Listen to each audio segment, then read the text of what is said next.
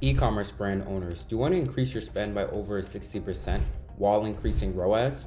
In this video, I'll show you the exact steps I use to help my Google Ads client hit these goals. Here you can see from the date range of November 25th, 2024 to today, September 27th, 2025, we increased ROAS to 4.12, 400 more conversions to over 1,800 conversions, over 89K in revenue, a 36K increase, and scaled spend 62K. And you can see percentage-wise, it's about a 19% increase in ROAS, 28% more conversions, 41% increase in cost, and 68% more revenue generated over this period, while increasing average order value about 31% to see these much better results. Okay, so going into the issues with this account, first things first, the Performance Max campaigns weren't segmented properly. So a lot of the settings and asset groups had a lot of automated videos and these types of things, where Google would essentially generate video and creative, leading to poor creative performance overall, which is not good when you have a very visual type of direct-to-consumer product like this was, where it was like in the beauty and health niche. So the visual aspect is very important. So testing different types of audience signals and competitor type signals as well was very important to see what performed better over time. And you can see we had different experiments that were one that had a variety of different ROAS that helped perform a lot better. So this one had like a 6x ROAS, perform much better in in-market signal, and then different affinities of people that would be more likely to purchase. We just tested a lot of different products, creative, and also best performing keywords that we're seeing in the insights as well. Specifically for this account, shopping was the higher converting because people tend to be more likely to buy with shopping type creative versus if we look at the visuals with remarketing, it's good to re-engage these users. However, there's a reason why they didn't purchase the first time, whether they're lower intent, they don't have the income, or whatever that is. However, you can pick up a good volume of sales overall by having remarketing, but it's not going to be your most profitable or scalable at times, but it is good to test and have different visuals that you can essentially see in preview within the ads. So you can kind of preview and see them like that as well. And a lot of times with the signals, what you'll see is Google will give you a lot of great insights in order to test different types of signals or see different trends within the insights as well. So you can see projected revenue, you can see how often certain competitors are showing up in the auction insights with you.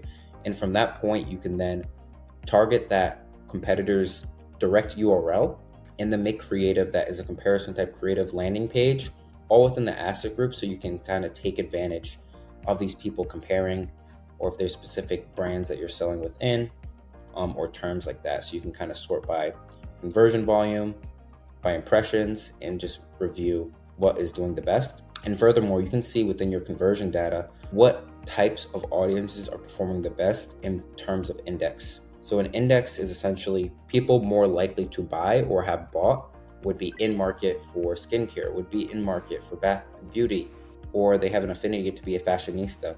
So these are already winning in market signals. And it's not always that you need to make a specific in-market signal depending on the account. It's to make creative that speaks to them better, reviewing that as well. If someone is a fashionista, have like stylish clothes in the creative and angles with the skincare. Or if you're seeing like nightlife enthusiasts, have someone in a creative putting on the skincare and then getting ready to go out. So you can have different angles you can play off of when you essentially look at the creative insights that Google essentially gives you. So you can see you have to test a lot of different Performance Max price targets based on the margins of your product, which is very important because previously it was just all products lumped together.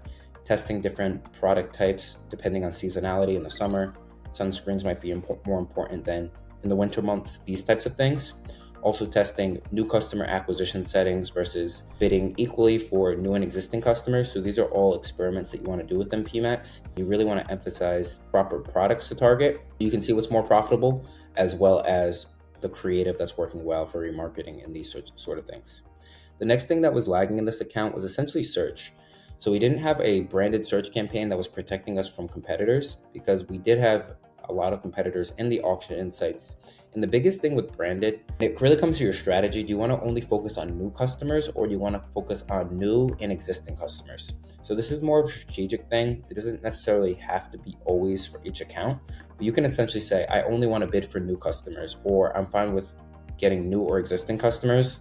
And depending on your different marketing channels or how much visibility PMax is getting, this will affect how much search volume you're actually getting for your specific brand. So it's mostly a defensive and protection campaign, but it can really help with attributing other sales, protecting your brand, and things like these. And another big thing I recommend is, once you have winning products or brands within your PMax, is making search campaigns specifically for that keyword so that you can scale it. Or if you have high inventory of a product, you want to push that in the keywords as well, because you want to own all the real estate from shopping to search, all the placements, so that you're essentially not just focused only on shopping or search or something like this. Furthermore, with like ad copy, you want to be testing a lot of different types of ad copy in experiments so that you can get better performing click-through rates. So essentially, like, a click-through rate above 5% is really good in terms of benchmarking. So if you can get above that 5% click-through rate, you're gonna have lower cost per clicks and more conversions, as you can see here. And then to increase this, it's very easy to set up experiments within your search campaigns based on like bid strategies is a really good one, or you can do ad copy experiments if your click-through rate isn't high enough. And you can see here, a lot of these experiments have generated over 142% more conversions, decreased cost per conversion, and also increased clicks. So this is very helpful to always be experimenting with different bid strategies, creative landing pages, especially within search versus PMax.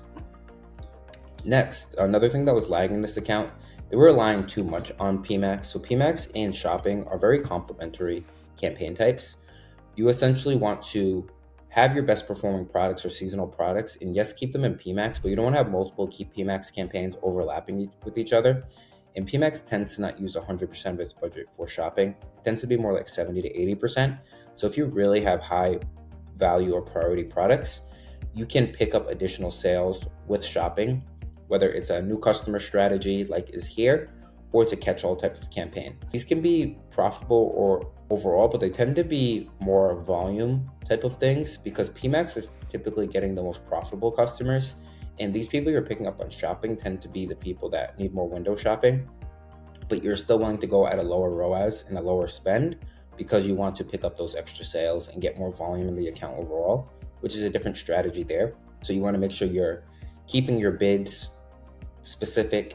You have specific products that you want to go for, whether it's products that don't get a lot of impressions, high inventory, seasonal, so you can launch these to complement PMax and also help PMax scale as well, because it's getting more conversion volume and it's seeing that these products are performing a lot better. And then you can view under all products what the best sellers are sorted by conversion volume and really push more and more of that. So you can see the opportunities, or if you see products with a lot of impressions and very little clicks, that's an opportunity to optimize your Google Merchant Center data as well.